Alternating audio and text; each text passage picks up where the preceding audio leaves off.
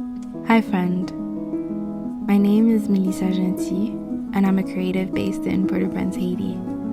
Welcome to Unfinished Thoughts, a podcast on intentional living, biz, and creativity, but mostly just a space for you to hide out from the busy world and quiet your mind long enough to relax. You're welcome to stay for as long as you'd like and to subscribe if this space starts to feel like home to you. Welcome. Chopping off my hair, basically all my hair, did wonders for me. I will explain.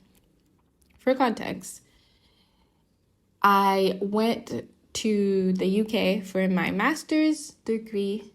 It's a whole other story.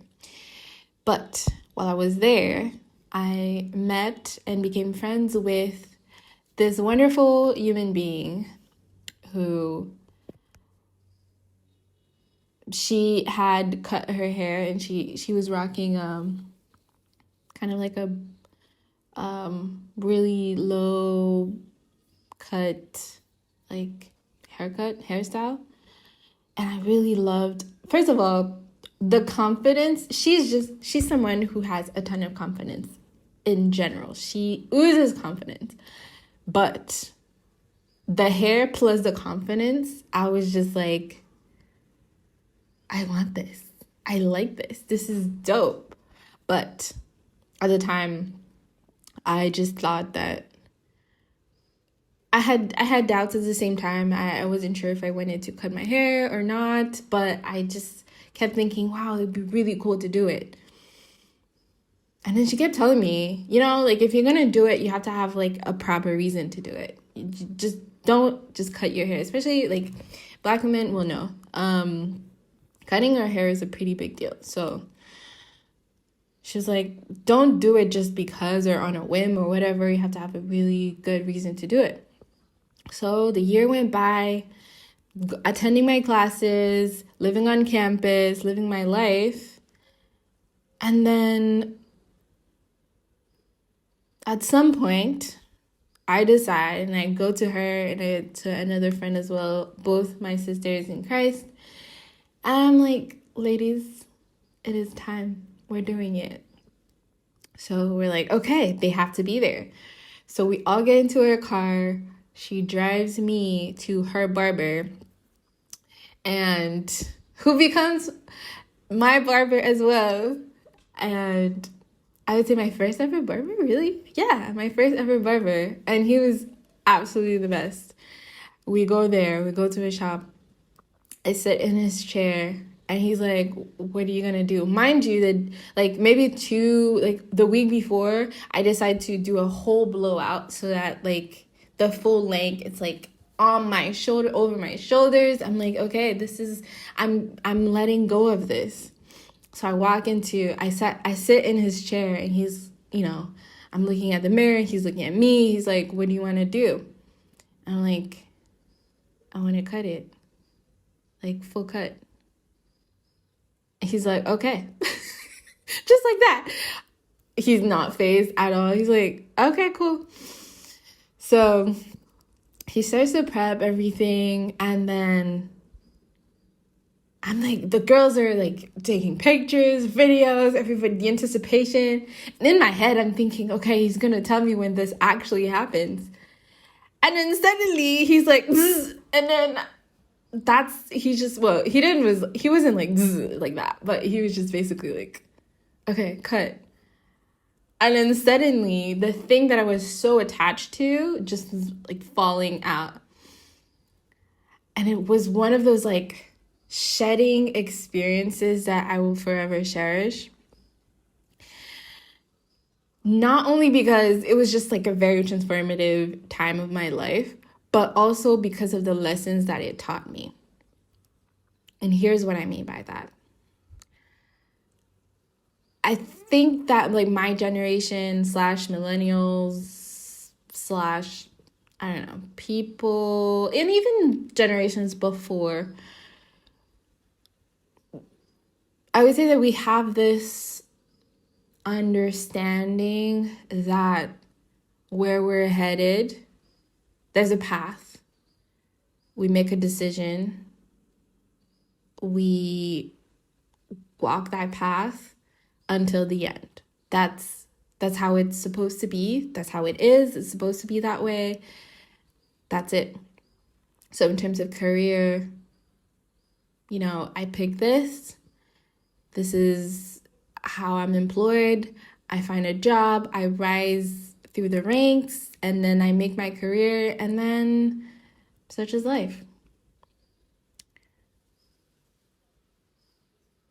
But life is not always like that. Life is not always linear. Sometimes we get laid off. Sometimes we can't find jobs related to what we studied. Sometimes we need to make extra income that turns into our full-time jobs. Like, life is not linear. I remember still in college, I'm on campus.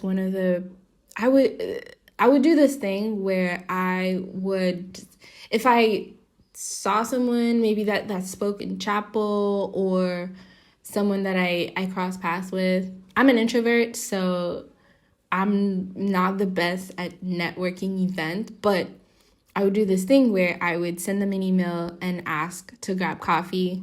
I didn't like drinking coffee that much. Usually I would just get chocolate or some hot chocolate. But the point is, I would ask them out for coffee. I'm like, hey, would you like to, I don't know you, you don't know me, but I'd love to pick your brain, talk to you for a few minutes, get to know you a little bit, your story, etc. And that's how I met and hung out with the dean of my school, my college. So I asked him out for coffee. And that's where he explained to me that actually being a dean was his kind of second career. Like, he had a full career in a different field.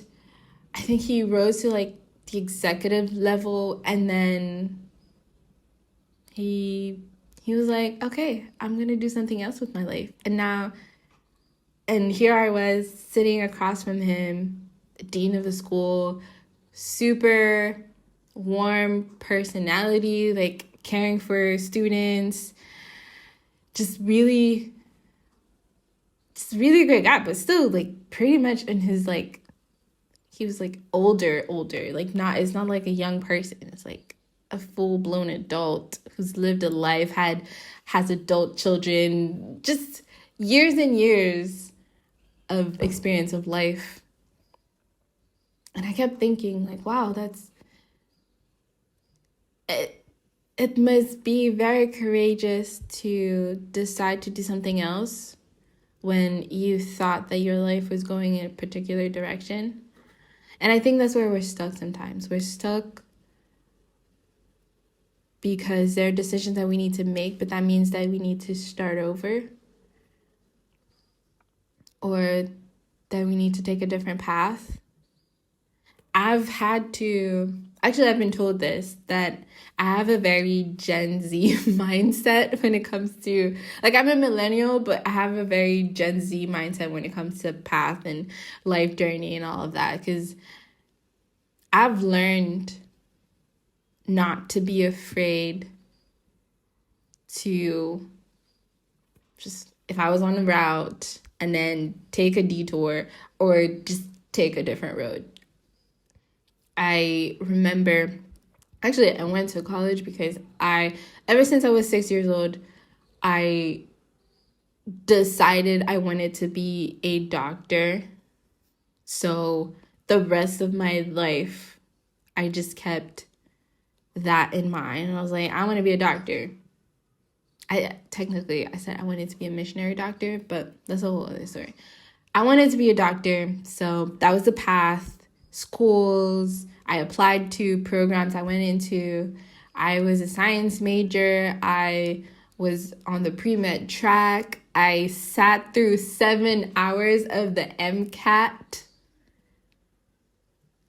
And then I took a class in public health, introductory class, and I was like, yeah, no, I don't want to be a doctor. I want to do this.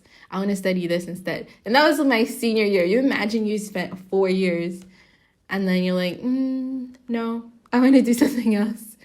And even then, like, even choosing to do communication and study communications as well was something that I knew would be taxing. But even though I was on a path, I'm so grateful that I was courageous enough to at least consider a different route. So basically, I wasn't completely swerving. I wish, maybe it would have been smart to just swerve to a different path, but at least it was basically on two different lanes at the same time for a while until I was like, okay, no, like, let me make up my mind. I'm changing paths. So that's how I ended up in communications and public health and this whole space. It's a whole other story. The point is, I've had throughout my life, especially post-university, I've had many opportunities and many crossroads where I've had to decide we're going to start over or we're going to do something different. And it can be like moving to a different country. It could be having to start over with your career. It could be going back to university, to school to study something completely different. Like, it could be so many things. But what cutting my hair did for me is that it allowed me to go through this I'm starting over season and to realize what I had been holding on to for so long. Mind you, I cut my hair for the first time when I was 25. You imagine, that's 25 years of seeing things a particular way, of going on a particular path, and then cutting it and being on the other side of having basically no hair or the really, really, really short hair made me think, oh, it's not that scary. Starting over is not that scary. So now, whether it's with hair and that's the thing too, even with the whole hair analogy, I cut my hair again a couple of years later, but doing it felt easier, less scary than the first time because I had done it and I knew that starting over was easy or easier than I thought. So the second time was easier, and if I decide to cut my hair again, it'll be even easier because I'm not attached to a particular path the way that I used to think. And that's, I guess, my encouragement, or what I've been thinking about, my encouragement to you. I'm glad we get to chat so that we can talk about these things. But yes, so I know there are different people. There are people for whom starting over is easy. It's no big deal. Switch careers, switch jobs, switch, homes. For some people, it's easy. For others, it feels like a mountain that they have to climb. It feels like something unsurmountable. It feels like failure. But it's not. It's just a different path. So, I guess that's my encouragement to you. If you're in that space and you have to make decisions like that, where it just feels like changing means that you failed, maybe renew your mind on that and remind yourself that starting over is not as scary as it may seem. Maybe if you do it once, or you do it in something super small, and then you gradually work your way up to doing more life-changing things, who knows? Who knows what could happen? Who knows the joy and the reward that you could potentially have on the other side of scary. Okay, bye.